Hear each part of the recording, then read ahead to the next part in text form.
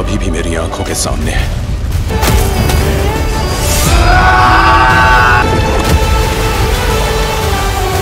Hello বন্ধুরা, কি অবস্থা, কেমন আছেন সবাই? তো যাই হোক, ফাইনালি মুক্তি পেয়েছে আপকামিং ইন্ডিয়ান তেলুগু ল্যাঙ্গুয়েজের action thriller cinema trailer Devara part 1।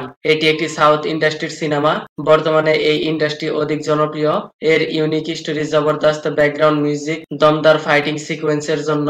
এই সিনেমাটিতে Saif Ali Khan, Janhvi Kapoor junior, NTR starrer এর double role in this movie. তো চলুন দেখা যাক কেমন হয়েছে সিনেমাটির ট্রেলার। সিনেমাটির ট্রেলার প্রায় 2 মিনিট 39 সেকেন্ডের। আর এই এত বড় ট্রেলার দেখে এতটুকু তো বোঝাই যায় সিনেমাটিতে সমুদ্র আর কোস্টাল এরিয়ার কাহিনী হবে। সমুদ্রের পারে লোকজন যাদের মধ্যে কোনো ভয় নেই, জাতপাতের কোনো বিচার নেই, তারা তাদের মধ্যে হানাহানি মারামারিতে ব্যস্ত। আর মনে হয় রাত হলে তারা লুটপাটে নেমে পড়ে। আপনি এই সিন দেখলেই বুঝতে পারবেন কিভাবে চলন্ত কোস্টাল জাহাজের মধ্যে থেকে কন্টেইনার লুট করছে। আর অপরদিকে দেবরার ফ্ল্যাশব্যাক স্টোরি হবে, জবরদস্ত অ্যাকশন হবে, রাইভেল হবে, বাপ বেটার ডাবল রোলও দেখা যাবে। দেবরার ছেলেকে একদম নরমাল ভীত ক্যারেক্টার দেখা যাবে, এর সাথে তার লাভ অ্যাঙ্গেলও দেখা যাবে। তাছাড়া এর আগেও বাপ বেটার সেম চেহারা, দমদার অ্যাকশন সিকোয়েন্স, লাভ অ্যাঙ্গেল বিভিন্ন সিনেমাটিতে দেখেছি।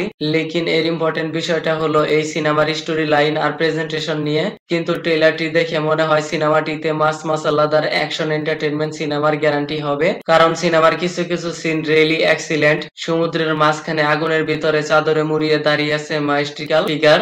এই সমস্ত সিনের কারণে সিনেমার হাইপ দর্শকদের মাঝে বজায় থাকে।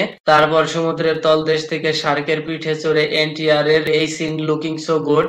এখন পর্যন্ত অন্য কোন মেকার্স এরকম কল্পনাই করেনি। Thank you makers. লেকিন কিছু কিছু ফাইট সিন আর্টিফিশিয়াল মনে হয়েছে, এর background blue colour tone natural মনে হয়নি।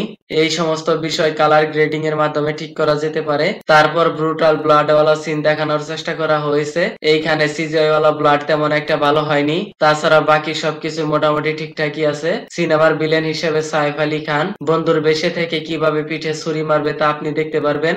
তার সাথে সিনেমাটির ব্যাকগ্রাউন্ড মিউজিক প্রত্যেকটা সিনের সাথে ম্যাচ হয়েছে। অনিরুদ্ধ স্টুডিও কম্পোজ করেছে। সিনেমাটির বাজেট 300 কারোর। লেকিন মুক্তির আগে সিনেমাটি বাজেটের থেকে অনেক টাকা আয় করে ফেলেছে।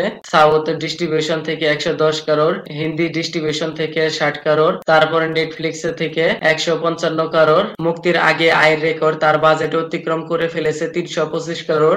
অলরেডি সিনেমাটি ব্লকবাস্টার হয়ে গিয়েছে। তো যাই হোক, ভিডিওটি কেমন লেগেছে আপনার? ধন্যবাদ, দেখা হবে পরের ভিডিওতে।